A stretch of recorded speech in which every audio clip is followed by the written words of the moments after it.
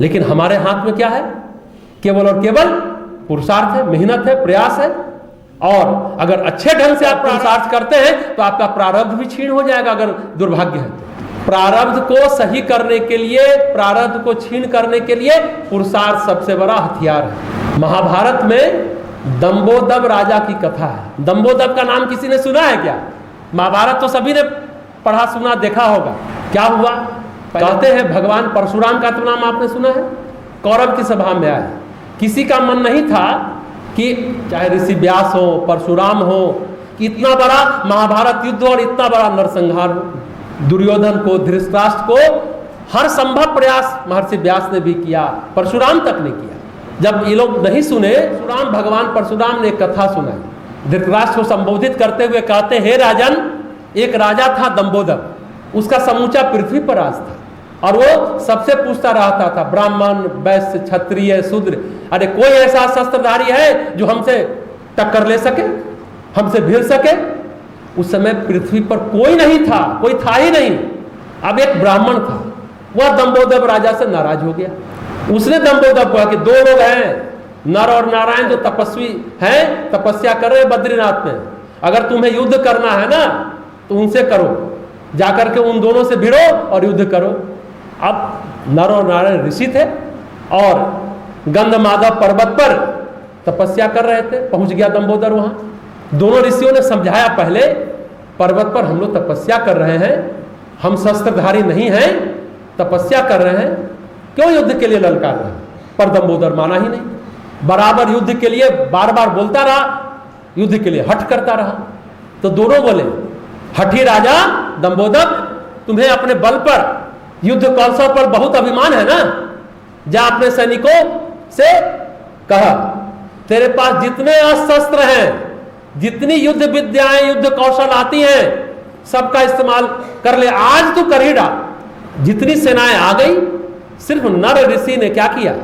सीकास्त्र का प्रयोग किया। अब पहाड़ पर है, गंधमादव पर्वत पर, अब वो कहां से हथियार लाएंगे? तो उन्होंने सीख समझते हैं ना, सीकास्त्र, सीख को अस्त्र बनाकर अभिमंत्रित कर सारे सैनिकों पर भेजा, दंबोदर पर भेजा। अब उनका आंख, नाक, कान सब सीख से बंध गए और पूरा आकाश सीख से आच्छादित हो गया। अब सारे सैनिक कांपने लगे। बहुत देर हो गई, दंबोदर का भी मनोबल टूट गया।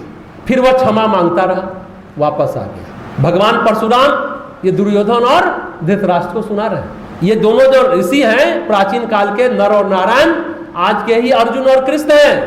अर्जुन को मत समझो कि इसके बराबर कर्ण धनुर्धर है और उसको हरा लेगा।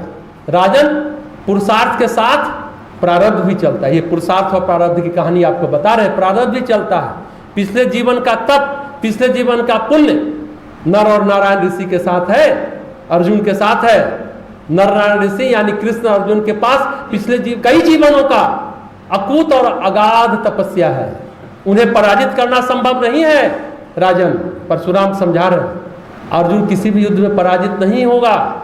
परशुराम ने दोनों को समझाया और ये सच भी है। महाभारत में एक भी ऐसा युद्ध नहीं जिसमें एक खाली भीलों का युद्ध, भीलों का साथ छोड़ दिया जाए तो नर और नारायण ऋषि चूंकि उसमें अलग हो गए थे, तो उसको छोड़कर एक भी ऐसा युद्ध नहीं है जिसमें अर्जुन को पराजय का सामना करना पड़ा।